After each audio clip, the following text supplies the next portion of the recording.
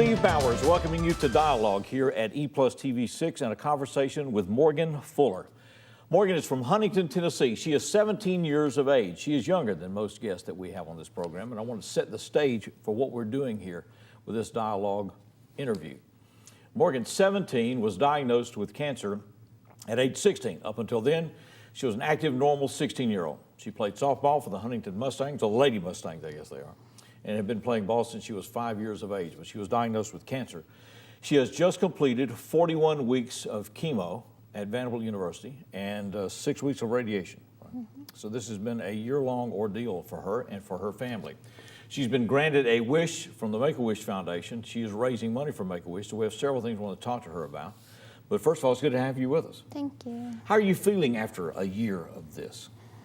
I'm okay. It's been hard, but people go through chemo. You were going through chemo every day for 41 weeks, except for weekends, right? You got a break on the weekends. Well, at the beginning, the protocol was 100%. So 100%. Wow. I was basically in the hospital all the time because they'd give me chemo, and my counts would get so low, and I would get so sick that I would have to be in the hospital. And then as soon as I got better, I'd stay there for chemo. And then after Christmas, they lowered my chemo to 75% or 50%, I think. And my counts don't drop as low and I don't get as sick, so I can get chemo and stay out of the hospital. Okay, wow. So you're 16, you're playing softball. What was happening to you? You started feeling back pain or? Well, I had very bad back pain in my upper back, and it was... Did it happen all of a sudden, a gradual thing?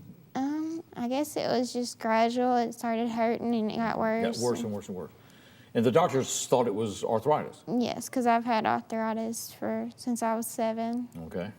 So you decided to load up from the front end in your life then? Yeah, okay. I did. Okay, all right. So you had arthritis, but you're very active. You're a very active athlete. I was. Playing high school ball. Was scholarship, likely to get scholarships, so she's a very good athlete and ball player. So when did the transition then in diagnosis go from arthritis to cancer? Well, I went 3 times to the doctor, and I was telling him I was numb under my arms and different places. And then on September 7th, I couldn't walk, and so they took me to Vanderbilt, and they did scans and figured out there was a huge mass on my spinal cord, or wrapped around my backbone, and they figured out that it was cancer. And that was September 2015. Yes. Right. Okay. So, all right. So, what kind of cancer is this? Rhabdomyosarcoma. It was stage 4. So it's already advanced in you. And this is a bone cancer or bone? It's a bone and muscle cancer. Bone and muscle cancer. Okay.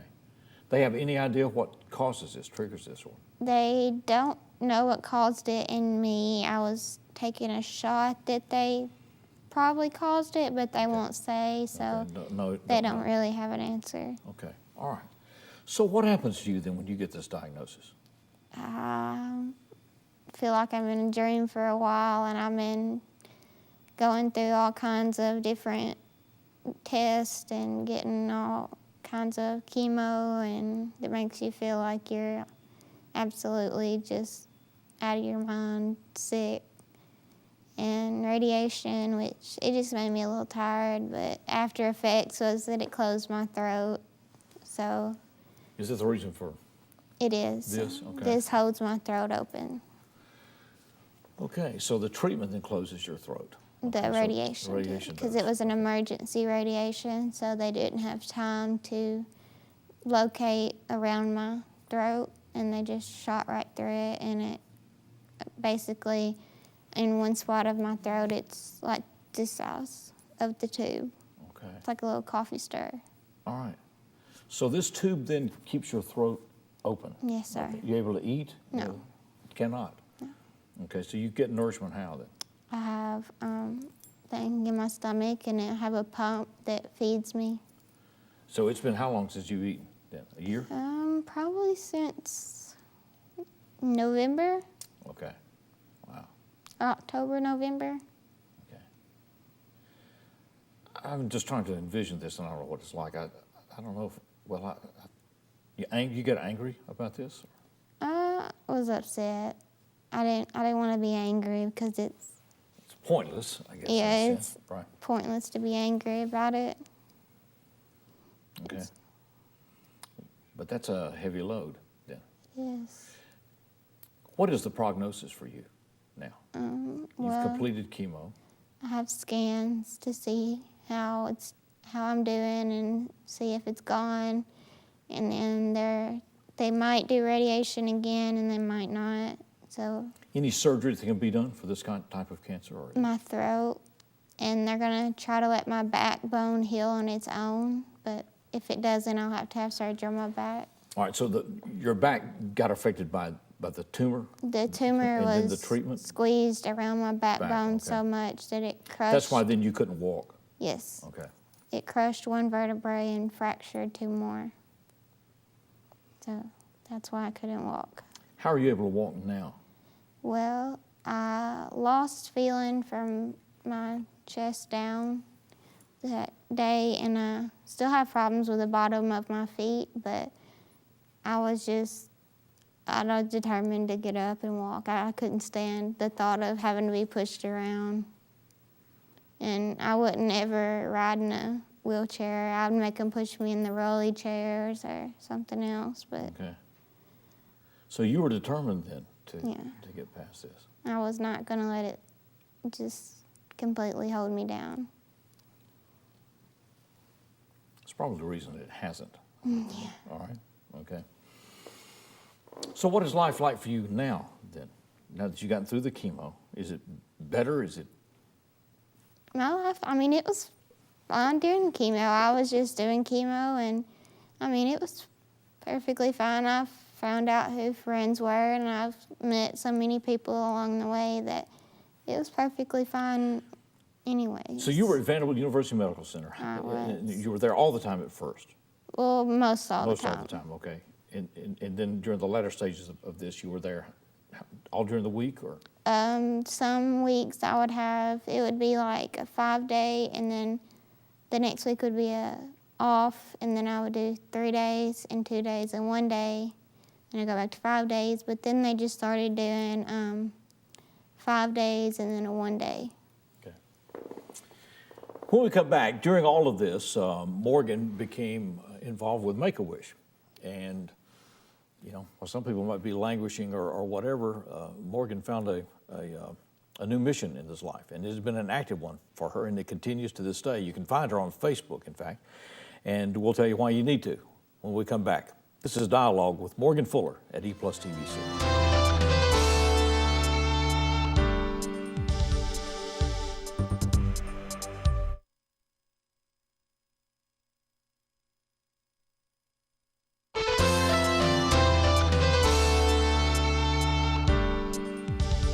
Welcome back to Dialogue at EPlusTV6. For those just joining us, we are talking with Morgan Fuller. She is 17 years of age. She is from Huntington, Tennessee. She was a star athlete in high school, playing for the Lady Mustangs, when at age 16, she started having back pain, thought that she had arthritis, or doctors thought she had arthritis. It turned out to be a rare form of cancer that affects muscles and bones, and it's called? Rhabdomyosarcoma. Right. Before we get through, I'll try to remember that, but anyway. Morgan has gone through 6 weeks of radiation, 41 weeks of chemo, and some of this every day.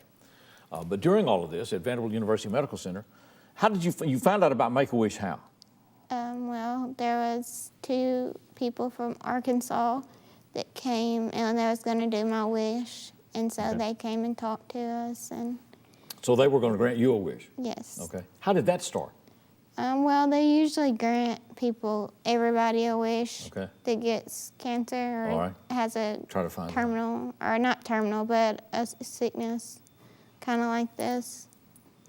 And so they started granting my wish, and I started thinking, well, if somebody that doesn't know me at all is willing to invest all their time and grant me a wish, then why shouldn't I do that for somebody else? So I made bands. I made bands first that were for my color and my name on it, and then I made one for Make-A-Wish, and I just kind of was like, I'll start selling these, and maybe we can raise a little money and then do another fundraiser. But we got $8,000 from the bands, and so that's for one wish, and And I have another 1,000 for this another wish that I'm working on now. How long did it take you to raise the 8,000? Well, it hasn't taken that long. It was Okay. probably the beginning, not the beginning, but middle of the year. Okay. So you came up with the idea to sell. You sell them for how much? $5. $5. All right, so 8,000. That's how many? 1,600. It was a lot. 1,600 bands. I think we, You stand on street corners or what? no, Okay. a lot of people just ordered them. They found out about you. Yeah, Okay. All right. Your wish was what? to go to Disney. Did you get to go? I did. You been? Okay. Yes, we just got back not long ago. Okay. So it turned out to be a good trip. Now your wish was granted at the ballpark. You didn't know what was happening, right? I didn't. Okay. What is that like? It was very exciting. I like seeing my Make-A-Wish people all the time, and I hadn't seen them in a while, and they was telling me I was gonna go to the park and do Make-A-Wish night for them because they couldn't be there. And so I was kind of sad that I wasn't gonna be able to see them, but then turn around and they're there, so I was really excited. Okay. So you had no idea what was going to happen. I didn't. Okay. All right.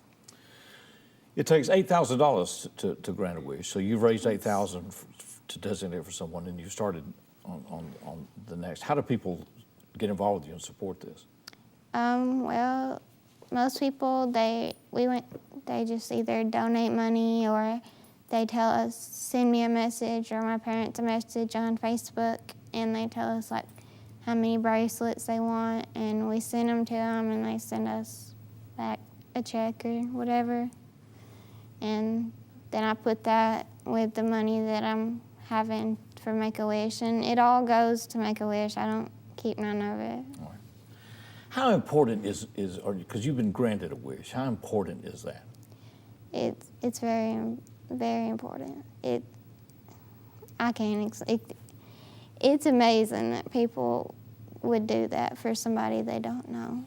So part of the satisfaction or feeling that you have is not just getting to go to Disney World, it's the fact that people are involved with you. Yeah, it was just the fact that somebody cared that much they didn't know me to send me to Disney World and my family at no cost for us, so it was amazing.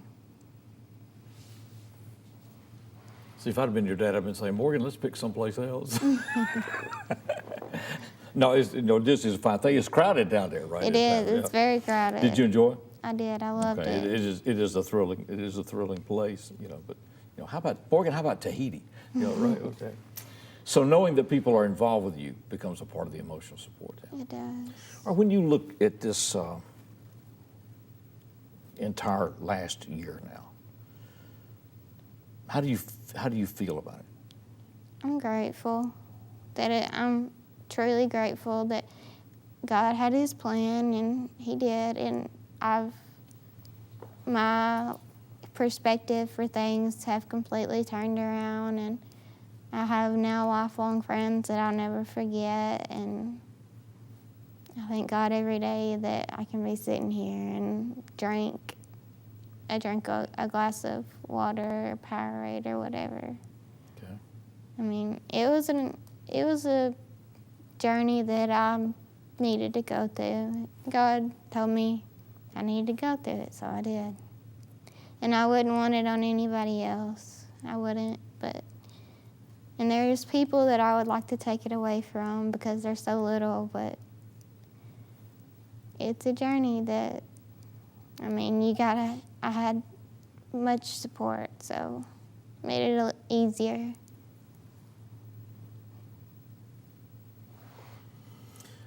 The people that you have met then, okay, what is different about those relationships than the ones you had prior to this? These relationships are much more they're never going away. They know how it feels to be in the same position, and they're just amazing people that you could never get. If I would have never met them, it would have been sad, and I had an amazing friend that passed away here not long ago that She was an amazing person. She did everything she could for the other kids at Vanderbilt and never wanted anything for herself. So it's just things like that that they know how it is, and they want to be like, they call you all the time. Or not just that, but they're always praying for you, and it's just the closeness of it. They know what it's like. Not having been where you are now, I don't know. Okay? I'm afraid my relationships may be more like those that you had prior to this. Well, think about that. Morgan Fuller is with us. We're going to continue this conversation. This is Dialogue at EPlusTV 6.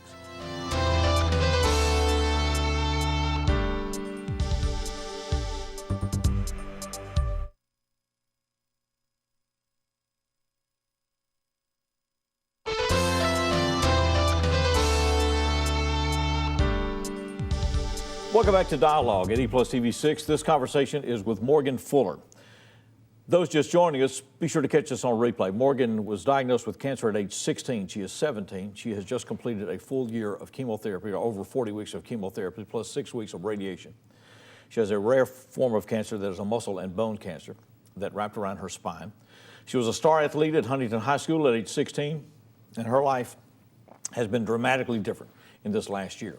She's been granted a wish by the Make-A-Wish Foundation. She spends a good portion of her time helping raise money to help others grant a wish. And she has told us already in this that a lot of the satisfaction from the Make-A-Wish is not, she went to Disney World, which I was teasing her saying, you know, I would have wanted you to pick someplace else. But Mom says, hey, they got in front of all, you didn't have to stand in line. We didn't. You had to ride a lot of kid rides and everything else, so you had a wonderful time. I said, next time I'm going with you. Yes. Okay. The Give Kids the World, though, Village. Okay. It was an amazing, it's where we stayed, and it's like houses, and they're So it painted has its up. own housing Yeah. for Make-A-Wish. The thing that Morgan says about Make-A-Wish is that it's when you find out that someone is raising money to help you, that becomes the emotional lift and involvement. And that her cancer has been a blessing for her, she says, which is tough to envision on this side of things. But you said the relationships that you have formed in this last year were totally different than the relationships you had prior. Most of them, Okay. yes. And that you've had people that you knew over this last year that have not survived. Yes. Okay. So when you see that, then how do you hang on to your feeling of place and worth and drive? Because Morgan's already raised $8,000. She's going to raise more for Make-A-Wish to continue to see that wishes are granted to children that are going through the same thing. Well, I mean, the girl that I was friends with that passed away, she always helped. Like, there's another one called Kimbo's Wish. She was helping them raise money, and it's just, she always would tell everybody to keep fighting. Keep fighting even if you don't feel like it. Okay. You seem to have been able to maintain an attitude of wanting to do, wanting to fight this, wanting to beat this. Yes. Okay. Source of that is what, do you think? I just I never liked to be beat, so I was never going to let it beat me. So, and I just always had that little thing where I hate being beat. Okay. I guess that comes with being raised with a big brother. Okay. And an athlete, you're an athlete, Yes. right? You know. Okay. So second place is not ever good, right? I don't much like second place. So in your life now, you were talking about this tube that you have that keeps your throat open, okay? Is there hope of getting that corrected? Yes. Okay. They're What will that gonna- require? They're going to either do balloons or stents in my throat to open it up, and they'll do that over a process of time. Okay. You've been off chemo, I had chemo Monday. so you're still, does that wrap it up? Yes. So it's done now. So it's too early to know how this feels, really. You know, you've been doing chemo. Yeah, I had 5 days of chemo this past week, and then Monday I had chemo, so I still got the feeling of When I chemo. hear you talking about this, Morgan, you know, the people that I know that go through chemo, I mean, the dosage sometimes makes them extremely ill. But I don't think I've talked to anyone that has had chemo every week for 40 weeks. I may have missed that somewhere, and it may have been my lack of awareness of what people Well, were there going were some through. weeks I had a week off, but I would still go and get blood work. But there was, at the beginning, I was so sick that I always had to stay in the hospital, and sometimes while I was in the hospital, I wasn't getting chemo, but I had to be there because I was so sick. But most every week, I would probably get chemo once a week or 5 days a week, and then I'd have a week off. But And haven't eaten since, you said, November? I had chemo since September. September, okay. And you haven't eaten anything since And like around November. November, okay. So tubes, and you can't drink Gatorade or some? Every night I can drink. Okay, And so some try days to- I can't, and some days you I can. The tube, for those just wondering, just keeps her throat open, and so that is how you sustain yourself. This little animal that you have with you is pretty, you know. She obviously has one of the best dogs in the world. I've never seen one sit so still so long. This dog has a purpose in your life. She does. Okay. She's an ESA, Which is what? an emotional support animal. An emotional support animal. So is there training or is it just breeding? She's just trained to cuddle and love. Okay. When did you acquire her? I got her, I've had her, she's 4 months. I've had her since she was 5 weeks. Okay. So I'm not real sure when I got her. Okay. I think it was I'm not sure. So this is companionship at a whole different level then. It is. Okay. And so they're, like I said, it's their breeding, I guess, right? So this is how they are. Mm-hmm. Okay, and how they're selected. How did you find her? What's her name? Her name is Blakely. Okay. How'd you find Blakely? I got one before, and then I called the lady again, and I was asking if she had teacup Yorkies, and she had just had some born. Okay. So I waited for her, and there was only 2, so I told her I wanted this one. So what has she meant to you then? She's my world. She's more than I call her my baby. I don't call her, she's not a dog to me. Okay. So how has that changed things for you? She keeps me going. I have a much better attitude when she's around. And she keeps me a lot less nervous. Like if I start getting nervous in crowds, she'll try to take my attention off of it. And Okay. she's good. She's Okay. done very good. Okay.